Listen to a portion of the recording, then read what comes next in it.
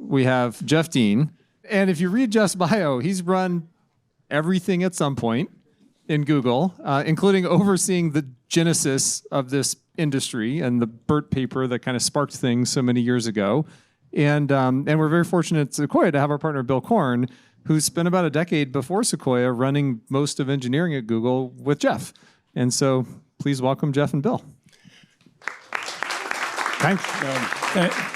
Thank you. And Jeff, it's great to see you. We got to work together for a few years, and Jeff still is occasionally willing to talk to me, which I'm very proud of. We have an occasional dinner, which is great fun. Yeah, no, he's now the chief scientist, I think, at Alphabet. So I thought we'd start. Obviously, a lot of the people in the room are excited about AI and what's happened. Google clearly introduced a lot of the tech that the industry is based on, transformers and other things. Where do you see things going these days as you look out, both within Google but also in the industry as a whole?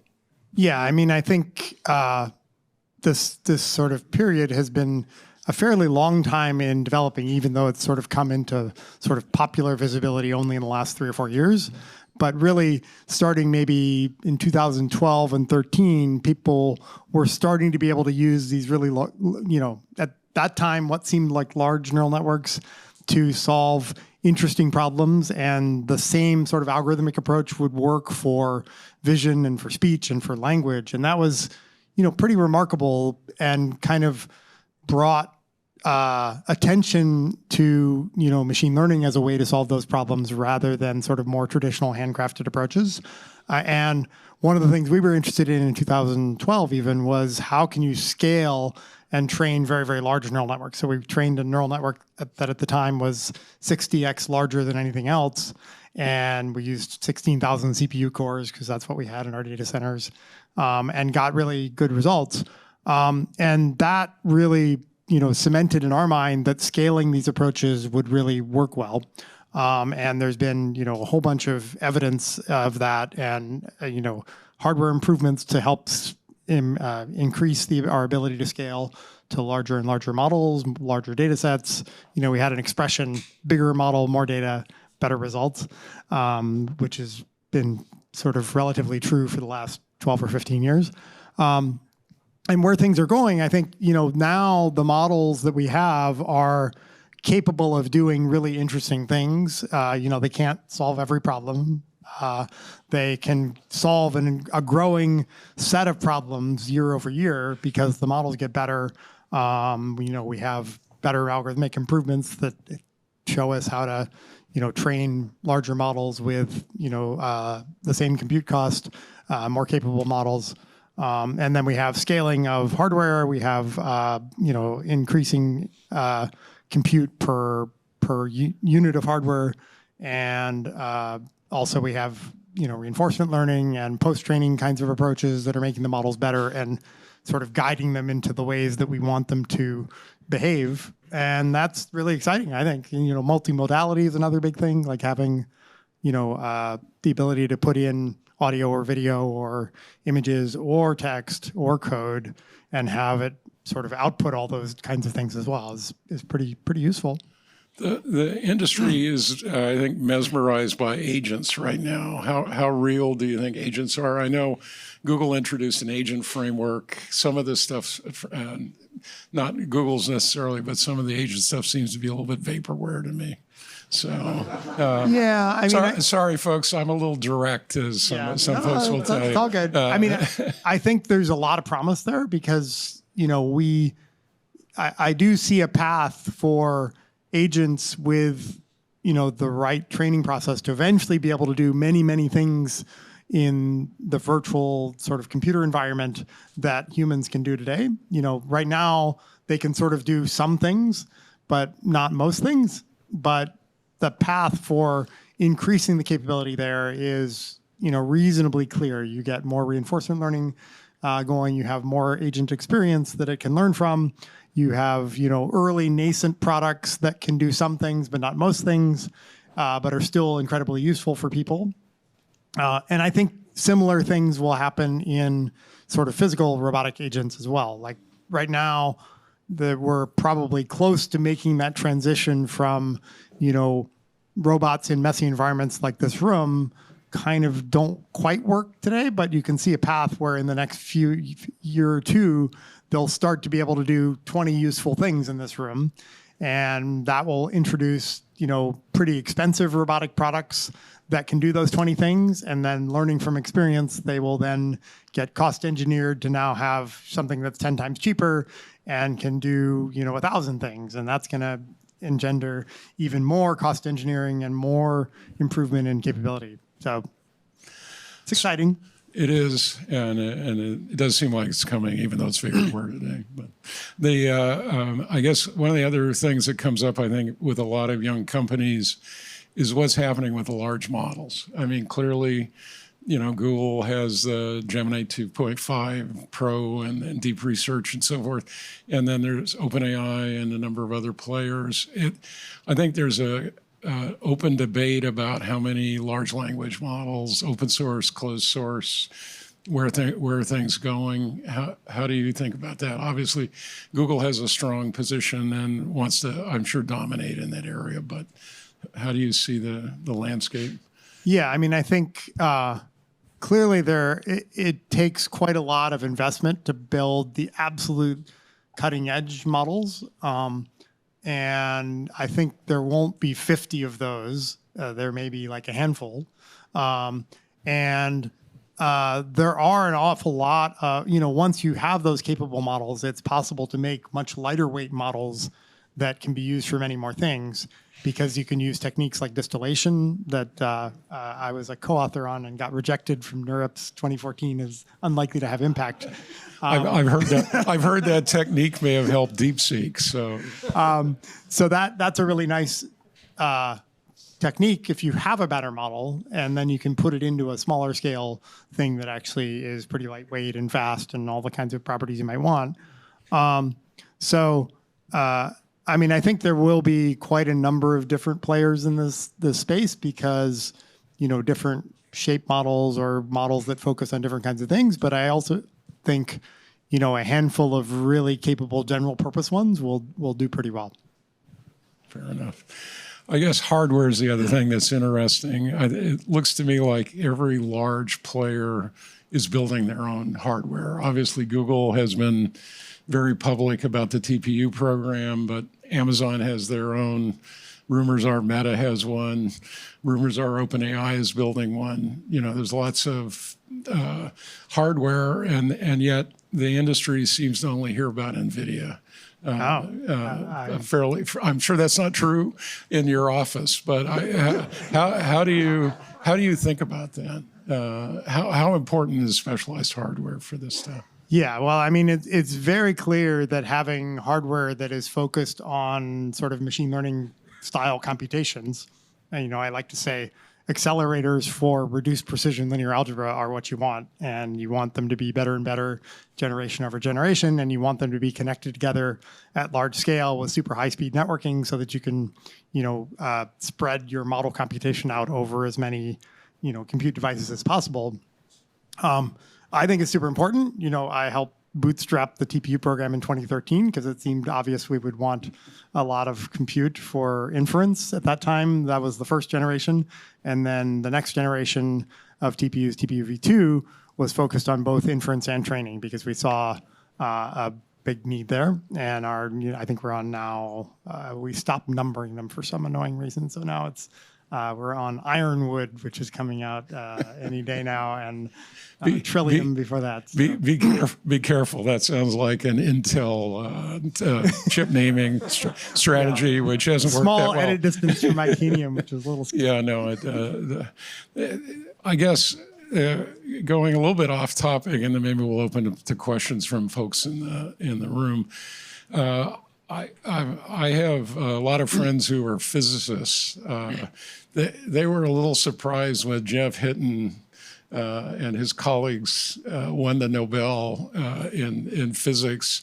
I guess, how do you see AI some of the physicists I know are sort of offended that a non-physicist is starting to win Nobel Prizes. How far do you think AI is going to go in various fields at this point?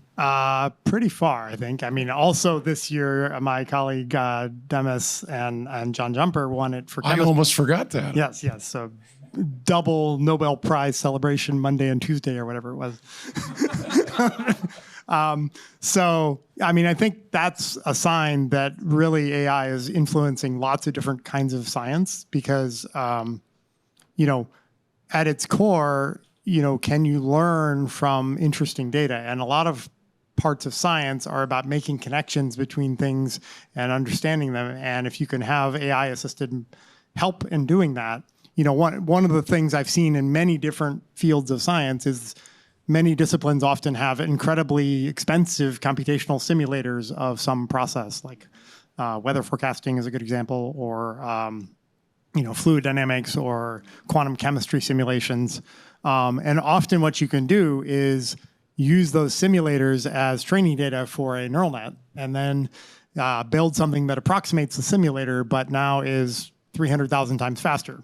And that just changes how you do science because all of a sudden, well, I'm going to go to lunch and screen 10 million molecules. That's now possible instead of, I would have to run that for a year on compute I don't have. And I think that just kind of fundamentally changes your process of how you do things and will make faster discoveries. I think it's probably the most interesting if there are questions from the audience at this point. I have other questions for Jeff, but well, actually, just to quickly follow up on the, Jeff Hinton famously left Google after studying, I guess, the effects of or the differences between digital and analog computing as a future platform for inference and learning. And I'm wondering, is the future of inference hardware analog? It's definitely a possibility. I mean, I think analog has some nice properties in terms of it being very, very power efficient. I think there's a lot of room for digital things to be much more specialized for inference as well. So, and it's a little bit easier to work with typically. But I think there is a general direction of how can we make inference hardware that is, 10, 20, 50, 1,000 times more efficient than what we have today. And that seems eminently possible if we put our minds to it. It's actually something I'm spending a bit of time on. So. Hi. I was just going to ask about developer experience versus hardware. I think the TPU hardware is extremely impressive, but there's a lot of, in the zeitgeist about how CUDA or different technologies are easier to use than the TPU layer. And so I'd be curious for your perspective on that. And is that something you've been thinking about or getting a lot of angry emails about? Or yeah, I mean, I don't connect with cloud TPU customers all that much, but definitely the experience can be improved. One of the things we started working on in 2018 is a system called Pathways, which is really designed to enable us to take lots of different computing devices and then give sort of a really nice abstraction with those where you have a virtual to physical device mapping that is managed by the underlying runtime system. And we have support for that for both PyTorch and JAX. We primarily use JAX in-house, but what we have is a single JAX Python process just looks like it has 10,000 devices on it. And you just write your code as you would as an ML researcher, and off you go. You can prototype it with 4 or 8 or 16 or 64 devices, and then you change a constant and you run against a different Pathways backend with 1,000, 10,000 chips, and off you go. Like our largest Gemini models are trained with a single Python process driving the entire thing with tens of thousands of chips, and it works quite well. So pretty good developer experience, I think. One thing I would say is to date, we had not offered that to cloud customers, but we just announced at Cloud Next that we're now going to have Pathways available for cloud customers. So then everyone else can have the delightful experience of a single Python process with thousands of devices attached.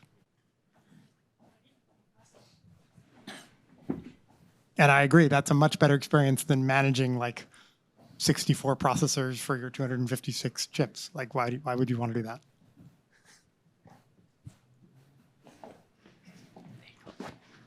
I love using the Gemini API. It would be even easier if we got one API key rather than like the Google Cloud credential setup. Do you guys have a plan to unify the Google Cloud Gemini stack with the Gemini project like setup right now that's more for testing stuff? Yeah, I think there's a bunch of streamlining that is being looked at. It's a known problem, not something I spend a lot of time on personally, but I know like Logan and others on the developer side are aware of this friction. We'd like to make it frictionless to use our models. So. Is that working? Okay. So it's an interesting time in computing. You've got the confluence of Moore's law and Dennard scaling being completely dead, with AI just scaling like crazy. You have a pretty unique position in the world of driving these supercomputers and the infrastructure that is being built. And you know like how to map the workloads onto these things, which is a unique sort of skill. What do you think the future of computing is going to look like? What is the computing infrastructure heading towards, like from an asymptotic thought experiment level? Yeah, I mean, it's really clear that we will have dramatically changed the kinds of computations we want to run on computers in the last, say, 5 years, 10 years. And that was like initially a small ripple, but it's pretty clear now that you want to run incredibly large neural networks at incredibly high performance and incredibly low power. And you also want to train them. Training and inference are pretty different kinds of workloads. So I think it's useful to think of those two as, you probably want different solutions for the two, or somewhat specialized solutions. And I think you're going to see all kinds of adaptation of compute platforms for this new reality that you really just want to run incredibly capable models. And so some of that will be in low power environments like your phone. Like you'd like your phone to run incredibly good models with lots of parameters super fast, so that when you talk to your phone, it just talks back to you and it can help you do all kinds of things. You're going to want to run these on robots and autonomous vehicles. We already do somewhat, but even better hardware for that will make those systems much easier to build, much more capable, physical agents in the world. And then you want to run them at incredibly large scale in data centers. And then you also then want to use lots of inference time compute for some kinds of problems, but not others. So you have it's pretty clear you want to use 10,000 times as much compute for some problems as for others. And that's a nice new scaling knob we have that can make your model much more capable or give you, much better answers or make the model capable of doing things with that much compute that it can't do with 1x as much compute. But you shouldn't spend 10,000 times as much compute on everything. So how do you make your systems work well for that? And I think that's a combination of hardware, system software, model and algorithmic tricks, distillation, all these things can help you make amazing models come to life in small compute footprints. One thing I've noticed is the computer science, at least traditionally, when people are studying algorithms and computational complexity, it was all op count based. And I think as people are rediscovering hardware and details of hardware and system design, I think one of the things that's come back into focus is you need to think about network bandwidth and memory bandwidth and so forth. And so I think a lot of the kind of traditional algorithmic analysis needs to be completely rethought just because of realities of what real computation looks like. Yeah, one of my office mates in grad school did his thesis on like cache aware algorithms because the order of magnitude big O kind of notation didn't account for the fact that some operations were 100x worse than others. Yeah, no, that's right. And I think in modern ML computing, you care about data movement at the incredibly small level, like moving things from SRAM into accumulators costs you some tiny number of picojoules, but it's way more than the actual operation costs you. So Yeah. it's important to have picojoules at the tip of your tongue these days. I want one other quick question. Do you vibe code?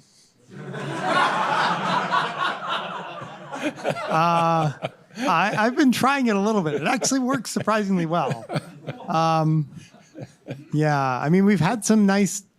We have a little demo chat room. Actually, we have a lot of chat rooms. I can We imagine. sort of run Gemini via chat room. So I'm in 200 chat rooms. And when I wake up and brush my teeth, I get 9 notifications because my London colleagues are busily doing things. We had one where people can send out cool demos of things I've seen. And one that was particularly cool was you feed in a YouTube educational oriented video. Okay. And the prompt is just something like, please make me an educational game that uses graphics and interactivity to help illustrate the concepts of this video.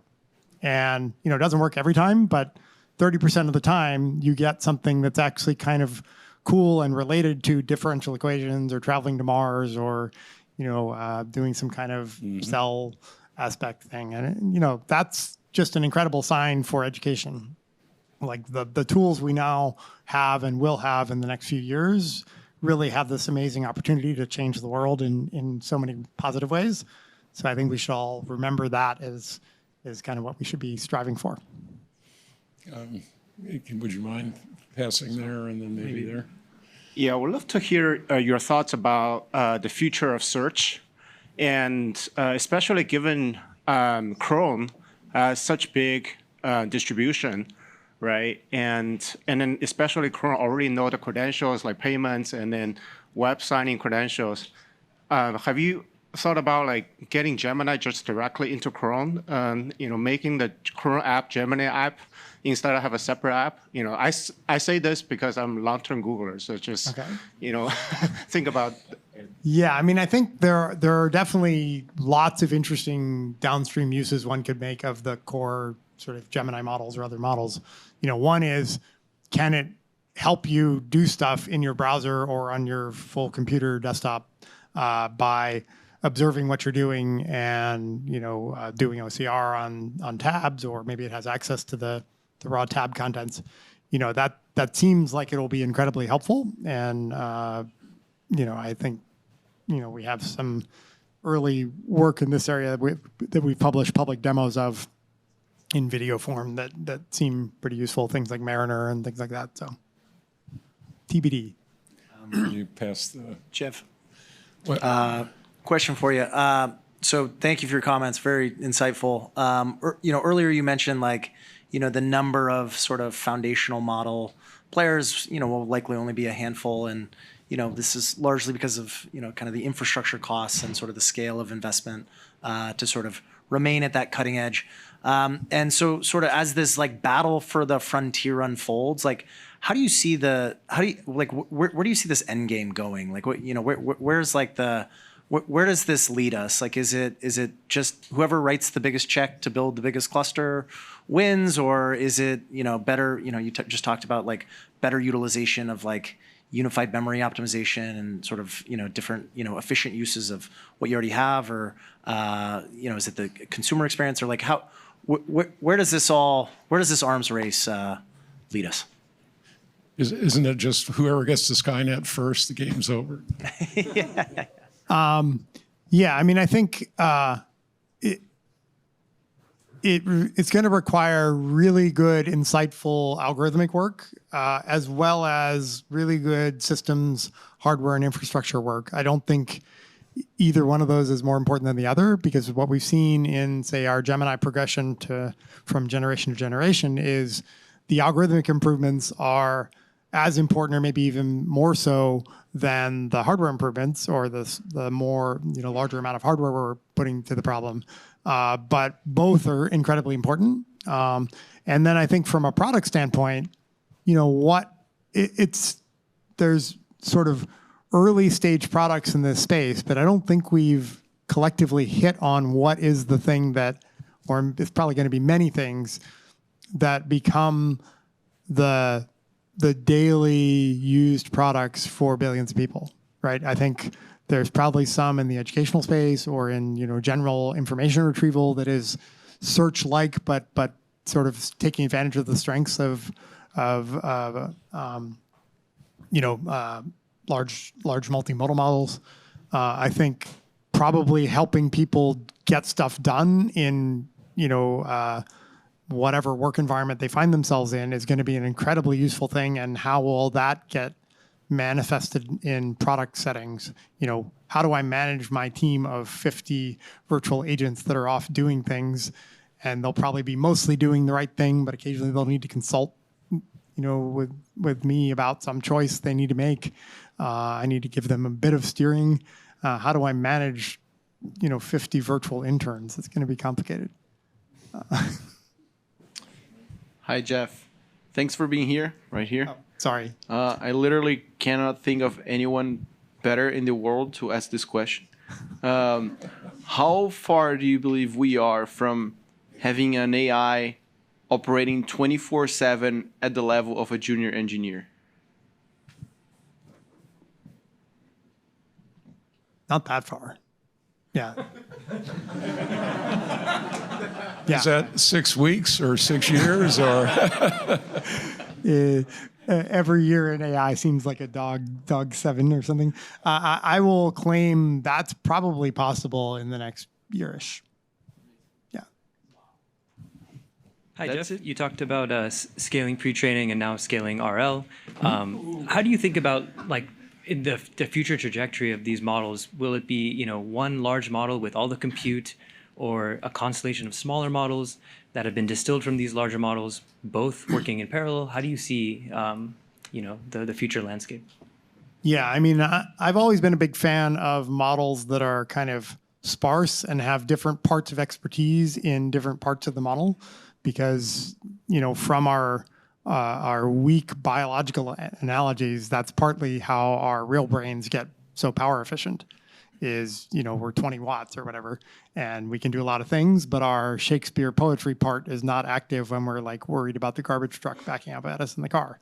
And I feel like there's we do some of that with mixture of experts style models. We did some of the early work in that space where we had 2,048 experts and showed that it gave you dramatic improvements in efficiency, 10 to 100x more efficient sort of model quality per training flop. And that's super important. But it feels like we're not really fully exploring the space yet, because right now the kinds of sparsity people tend to do is incredibly regular. It feels like you want paths through your model that are 100 or 1,000 times more expensive than other paths, and you want experts or pieces of your model that are tiny amounts of compute and some that are very large amounts of compute. Maybe they should have different structures. And I think you want to be able to extend your model with new parameters or new bits of space. And maybe you want to be able to compact parts of your model, running a distillation process on this piece of it to make it 1/4 the size, and then you have some background garbage collection-y thing that is now oh great, I have more memory to use, so I'm gonna put those parameters or put those bytes of memory somewhere else and make more effective use of them somewhere else. And so that to me seems like a much more organic, continuous learning system than what we have today. So the only problem with this is what we're doing today is incredibly effective. So it becomes a bit hard to completely change what you're doing to be more like that. But I really do think there are huge benefits to doing things in that style rather than the sort of more rigidly defined model that we have today. I think one more question and then we'll probably wrap up. Hey, I wanted to return to the junior engineer inside a year. I'm curious, what advancements do you think we need to get there? Obviously, just maybe code generation gets better, but outside of code generation, what do you think gets us there? Tool use, agentic planning? Yeah, I mean, I think they, this hypothetical virtual engineer probably needs a better sense of many more things than just writing code in a IDE. It needs to know how to run tests and debug performance issues and all those kinds of things. And we know how human engineers do those things. They learn how to use various tools that we have and can make use of them to accomplish that. And they, get that wisdom from more experienced engineers typically, or reading lots of documentation. And I feel like, junior virtual engineer is going to be pretty good at reading documentation and sort of trying things out in virtual environments. And so that seems like a way to get better and better at some of these things. And, I don't know how far will take us, but it seems like it'll take us pretty far. Jeff, thank you for coming and sharing your wisdom. Thank you. Great to see you.